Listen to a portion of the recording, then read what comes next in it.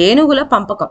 మన దేశ పడమటి కనుమలలో పెద్ద పెద్ద అడవులు చాలా ఉన్నాయి. ఆ అడవులలో బలిష్టమైన ఏనుగులు గుంపులు గుంపులుగా తిరుగుతూ ఉంటాయి. కాబట్టి అరణ్యాలతో తిరిగే వాళ్ళు ఆ ఏనుగులను మాటు వేసి పట్టుకొని వాటిని సాధు చేసి తీసుకుపోయి ఏ మహారాజుకో లేక మఠాధిపతికో దేవాలయానికో లేదా సర్కస్కో వాళ్లకో బోలెడంత వెలకు అమ్మి డబ్బు చేసుకుంటారు. ఈ విధంగా డబ్బు చేసుకుంటున్న వాళ్ళల్లో బానప్ప అనేవాడు ముఖ్యుడు.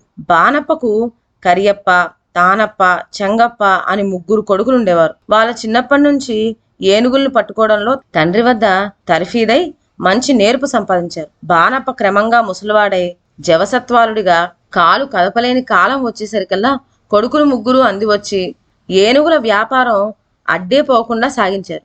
బానప్ప బాగా ముసలివాడై ఆఖరికి ఈ లోకం విడిచి వెళ్లిపోవాల్సిన రోజు వచ్చింది. అతడు అవసాన సమయాన తన 3 కుమారులను దగ్గరికి పిలిచి, అబ్బాయిలు, నేనిక కొద్ది క్షణాల్లో మిమ్మల్ని వదిలిపోతున్నాను. నేను మీకు ఇచ్చిపోగల ఆస్తి ఏమీ లేదు. మనకున్న ఏనుగులే మన ఆస్తి. వాటిని మీలో మీరు ఇలా పంచుకోండి. కరియప్ప, నువ్వు సగం తీసుకో.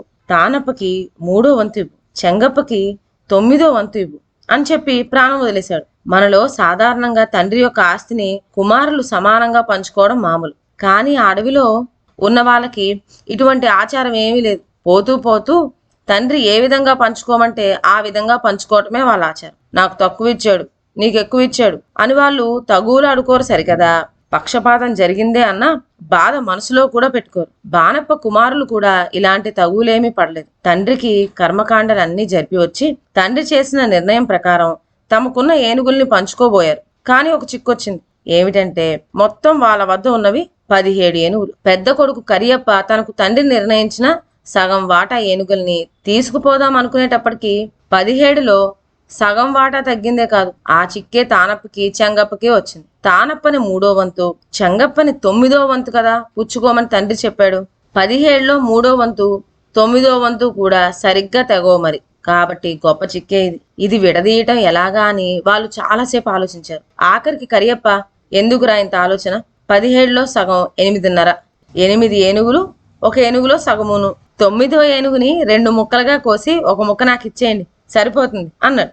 ఆ పద్ధతిలో మాకెన్నొస్తాయి అని తమ్ముళ్ళు తానప్ప, చెంగప్ప అడిగారు. నీకు 5 ఏనుగులు, కొన్ని ముక్కలు వస్తాయి అని తానప్పకి, 1 ఏనుగు కొన్ని ముక్కలు వస్తాయని చెంగప్పకి చెప్పాడు కరియప్ప.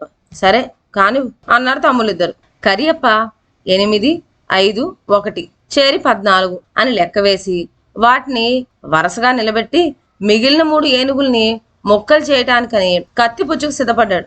సరిగ్గా ఆ సమయానికే రాజుగారు ఒకరు తమ ఏనుగుని ఎక్కి ఆ అడవిలోకి వేటకు వచ్చారు. ఏనుగుల్ని చంపడానికి కత్తిపుచ్చుకొని సిద్ధంగా ఉన్న కరియప్పను చూసి ఆయన, ఏమిటబ్బా ఇదంతాను?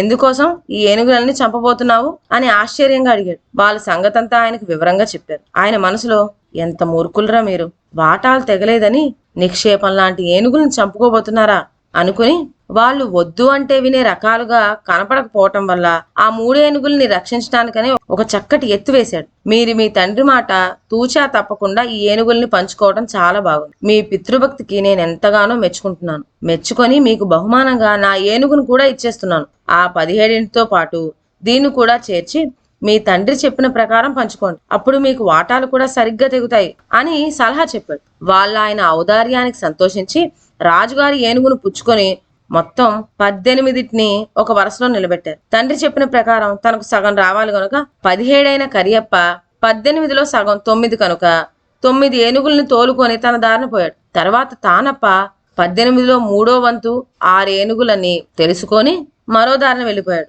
చిట్ట చివరకు చెంగప్ప 18లో 9వ వంతు 2 ఏనుగులని తోలుకొని ఇంకో దారిన వెళ్ళిపోయాడు. వెళ్ళేటప్పుడు వాళ్ళు 3 కూడా ఎంతో సంతోషంగా వెళ్లారు.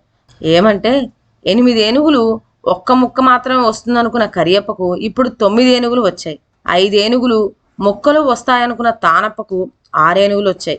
ఒకే ఒక్క ఏనుగులు ముక్కలు వస్తాయనుకున్న చెంగప్పకి 2 ఏనుగులు వచ్చాయి. కనపడ్డ వాళ్ళందరితోటి ఆ 3 అన్నదమ్ములు కూడా ఫలానా రాజుగారు తమ ఏనుగును మాకు ఇచ్చేశారు అని గొప్పగా చెప్పుకున్నారు. కానీ గ్రహించలేకపోయారు. ఆ గమ్మత్తు ఏమిటంటే కరియప్పవి 9, తానప్పవి 6, చెంగప్పవి 2 కలిపితే మొత్తం ఏనుగులు 17 కదా. కనుక రాజుగారి ఏనుగు రాజుగారికే మిగిలిపోయిందనమాట. లెక్క సరిపెట్టడం కోసం ఆయన తమ ఏనుగును వాళ్ళ ఏనుగులతో కలిపి మనసు తృప్తిపరిచాడు. రాజు చేసిన యుక్తి వల్ల ఆ ముగ్గురు అన్నదమ్ముల మధ్య ఏ విధమైన పేచీ రాకుండా వాళ్ళ తండ్రి చెప్పిన ప్రకారం ఏనుగుల వాటాలు కుదరటమే కాక వాళ్ళ మూర్ఖత్వం వల్ల అన్యాయంగా చచ్చిపోవాల్సిన ఆ 3 ఏనుగులకు ప్రాణరక్షణ కూడా జరిగింది. ఇదండి వాళ్ళ కథ. మరొక మంచి కథతో నెక్స్ట్ వీడియోలో కలుద్దాం. అంతవరకు సెలవు. నా ఛానల్లోని కథలు మీకు నచ్చినట్లయితే నా ఛానల్ను లైక్ చేసి సబ్స్క్రైబ్ చేయండి. షేర్ చేయడం మర్చిపోవద్దు. కొత్త కథల నోటిఫికేషన్ కోసం బెల్ ఐకాన్ ప్రెస్ చేయండి. Thank you.